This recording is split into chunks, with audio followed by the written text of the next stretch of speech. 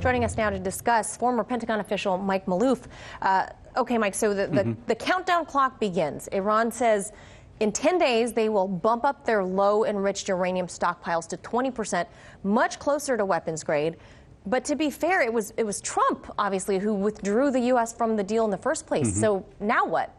Well, there's a number of developments related to all this. Number one, up to 20%. It's still allowed under the under any international agreement, even the JCPOA. The thing about it is that they would have to go up to considerable technical capabilities just to achieve the weapons grade. That's 90% plus. All we're talking about is up to 20%, and they're giving them 10 days. Why are they giving them 10 days? 10 days more. They want the Europeans basically to come back in with that alternative financial arrangement called INSTEX. And it's a mechanism around the U.S. dollar to pay for exports to Iran. It would not include more sophisticated things. It would be like humanitarian assistance, medications, and things like that, because most countries still are very leery, particularly in the EU, of wanting, or Germany and England principally, to want to and France to want to get involved with Iran because of the threat of sanctions. Right, from the U.S. From the U.S. So this is, you know, we haven't heard yet from the Russians or the Chinese, and they have the Chinese especially, as the report pointed out, has a tremendous dependency on Iranian oil. So Iran's own Atomic Energy Organization says that, as you mentioned, the EU leaders can still prevent this. Yeah. But they say, quote, they need to act, not talk. You're right. How do you translate that? Well, they've been trying to work out this mechanism for some time. Now it's put up or shut up time, and or they will go ahead and increase enrichment up to 20%, which they're entitled to do anyway under the JCPOA, and also because they are signatories to the Nuclear Nonproliferation Treaty. So they have a right to do it. You're absolutely right in the sense that the U.S. has no room to complain because they dropped out of the whole damn thing. Right, the U.S. scrapped it. Exactly, they dropped out of it. So all that they're doing is ratcheting up slowly from a political standpoint to get the Europeans now to come up with this alternative mechanism. Do the Europeans still want to work with them? Oh, yeah. So they're looking at ways to do it. Now, what's the hesitancy?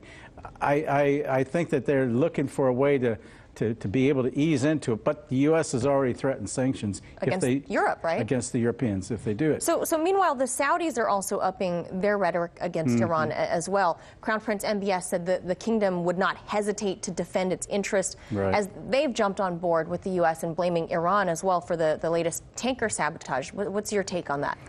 Well, the MBS. Yeah, hearing the Saudis threaten anybody is laughable. They can't work their way out of a paper bag.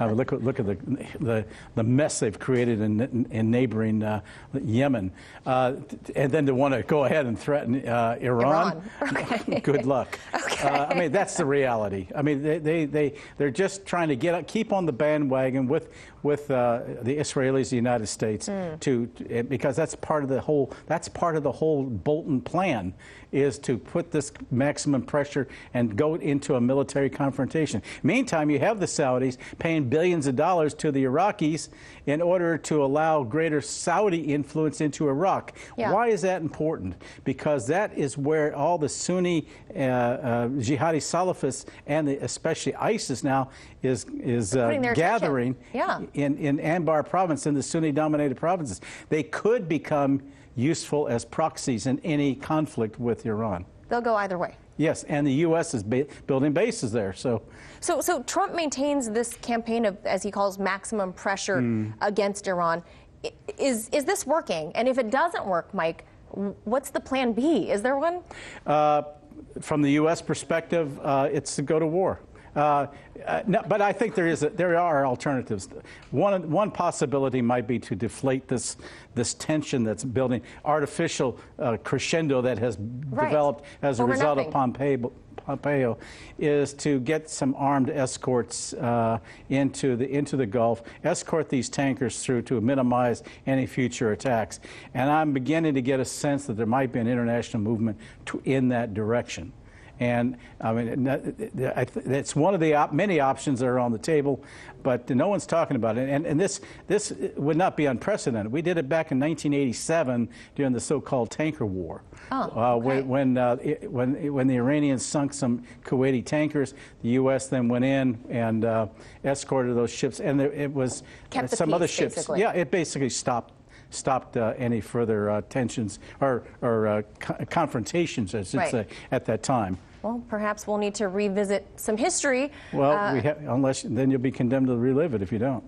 Exactly, or condemned to live this new big, terrible war that it would be with Iran. Well, you have U.S. factions within the U.S. government that are warring against each other. Yeah, some want to go to war, others want to try to have reconciliation. Oh gosh, we've got to really see this ratchet down, Mike. As always, appreciate your expertise, Mike Maloof. Thank you.